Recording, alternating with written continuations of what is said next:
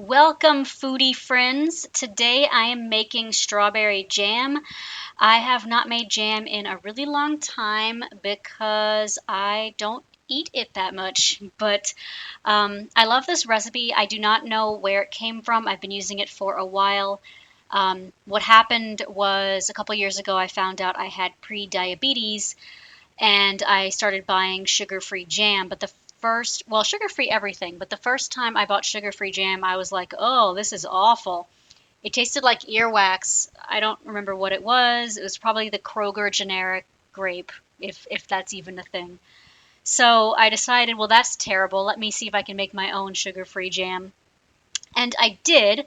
I made some raspberry jam, I made some apple jam, I made some apple jelly, and just in case you don't know, because I didn't for a long time, jelly is the coagulated fruit juice, and jam is coagulated fruit compote, I think is the term.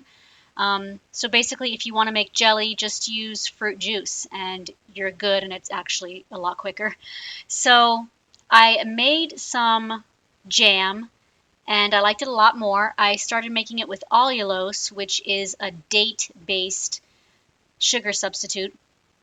However, I recently, well, maybe not recently, I would say after about a year of using allulose, I realized like all the other pretty common sugar substitutes, it did not digest well with me and I had a lot of problems eating it.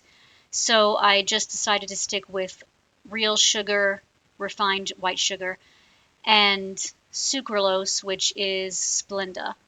So if you're going to make jam yourself, you can use allulose, you can use erythritol or xylitol if those sugars work for you, or you can use just sucralose, or if you don't mind a tiny bit of sugar, you can put a little bit of refined sugar and then use the rest of the quantity as your preferred sugar substitute. So this recipe starts out with 16 ounces of chopped up or sliced or in very tiny pieces of fruit, whatever fruit you want to use. I've used a lot of different fruits, and so far the only one that didn't work so great for me was dates. Take 16 ounces of fruit and then 1 cup of water and boil that at medium-high. And the reason you saw the timer was because when I boil things, I tend to forget it's there and I kind of like go about my business and burn the jam, which I've done before. So I just set a timer to remind myself to check on it, and I'll do like 15, 10-minute increments, whatever it seems like I would need. You're going to want to get a rolling boil for a while. The recipe says here to make sure it's in a nonstick bowl, or sorry, not bowl, nonstick saucepan. Boil it for a few minutes. I believe I probably did this maybe about 10 minutes. I have made this recipe with strawberries, raspberries, peaches, apples, dates, and I'm looking for another one. So if you've got a favorite fruit jam, let me know, and if it's on sale, I'll buy some, or if it's frozen, I'll buy some. So once you see that you may have seen the transition here, the pan is noticeably darker red. The liquid is thicker.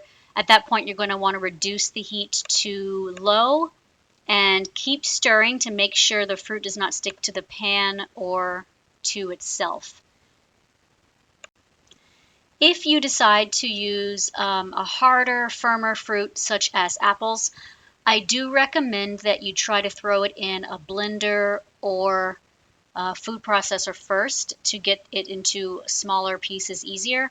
When I made apple jam, I wanted it to be a little bit smoother, and it wasn't. The apples never really smushed enough. Like, there's something about the apples. Maybe there's less water in them, and that's what happened, but they never really reduced very much, and they never shrunk down, and they didn't get soft. So if you're using a harder fruit, I definitely recommend forcing it to be softer before you stick it in the pan. Otherwise, you're just wasting a lot of time and energy. I got the spatula out to scrape the strawberry off the sides, and I'm not really good at that, I'm sorry. But you're going to want to try to just get everything off the sides. That will help your jam solidify better, just having the reduced fruit mixed in with everything.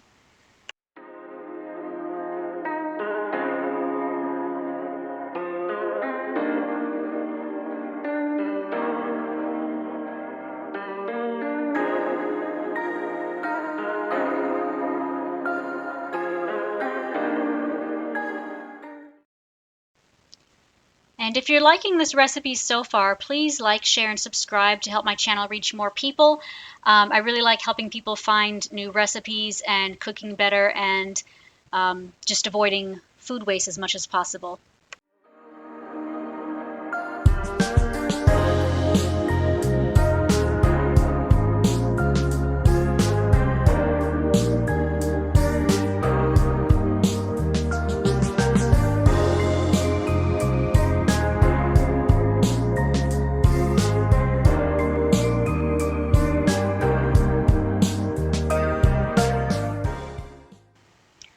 So you may be able to see the lower boiling activity. I did reduce the heat to low a little while ago, and I'm just stirring periodically. So this right now, I'm kind of checking to see if it's ready for the sugar. Scraping down the sides again, not very well.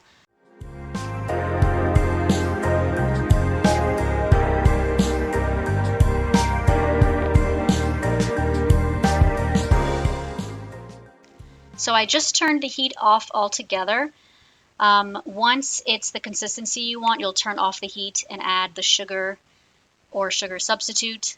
The way you can tell it's ready, which it looks like I didn't show on camera yet, but I will soon, is that you can drag a spatula through it and the liquid doesn't immediately rush back to meet it. So you basically make a parting of the Red Sea in your pan, and if it stays parted, then it's thick enough to turn into jam.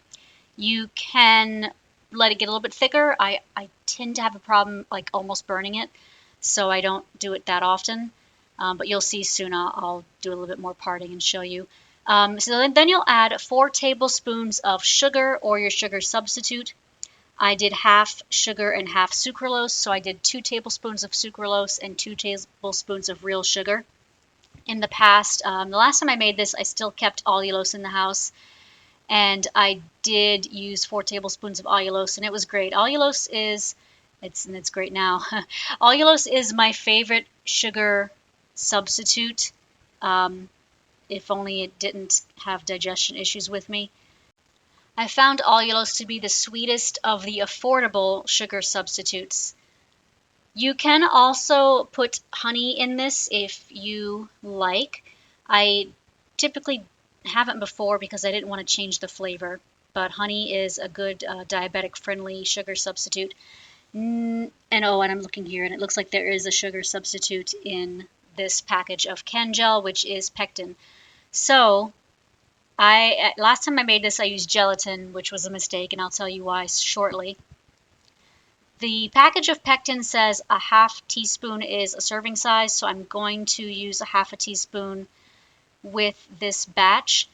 In the past, I've used pectin, and I didn't think it was it solidified enough, so then I bought some gelatin, and the gelatin made it into Jello, which I should have known would happen, but it was weird because I guess I forgot that it was going to solidify in the fridge, because that's what Jello does, and I expected it to be solid in the pan, and so I put twice as much gelatin as I really should have, and that turned my jelly into Jello, which is fine, except that you have to microwave it for a few seconds to actually spread it on something.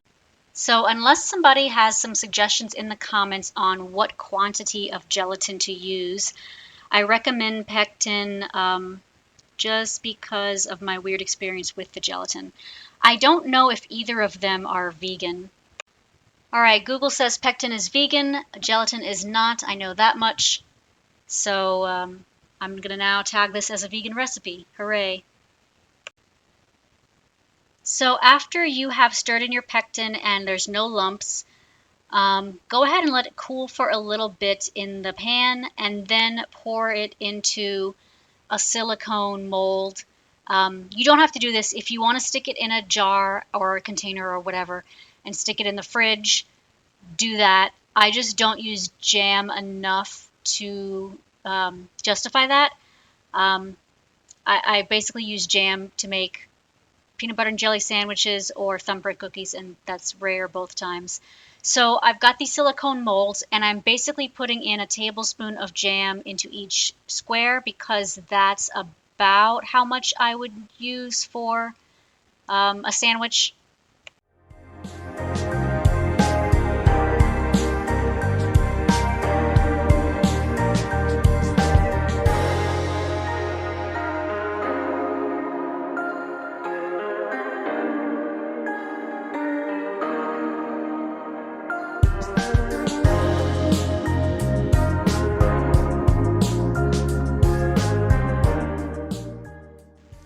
If I had to guess what quantity of jam yielded from this recipe, I would say half a cup.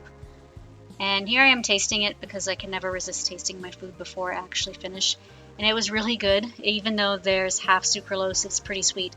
So I decided to separate these because I wanted to stick one of them in the fridge and one of them in the freezer. And a couple hours later, the one that was in the fridge doesn't appear to have solidified. It looks to be about the same consistency as it was before. And this morning when I took them out of the fridge, no, I don't think I even put it in the fridge this morning. I stuck it in the freezer. I gave up and stuck it in the freezer. That's the one that was in the freezer. After 2 hours, it was frozen. And this is the way I store my jam. I freeze it in these containers. I pop it in one of these reusable bags, which, by the way, is my favorite reusable bag because it is very affordable. The silicone ones can be crazy expensive. This one, it has all the benefits of a silicone bag, except that it doesn't cost as much. So I pop them all in here, store them in the freezer, and then just take them out one at a time. You do need to let it sit on the counter a little bit or microwave it for a few seconds before you put it on your sandwich or whatever, but that's not an inconvenient thing. And then here I'm also showing you that you can tilt it and it doesn't come out, so it's not fully liquid. It's still a somewhat gelatinous blob of jam, and I'm pretty sure that in the fridge 24 hours it would have been the right consistency. But I would love if you could tell me if you've tried this recipe, if your jelly jam does stay the right consistency in the fridge. And until next time, everyone, happy eating!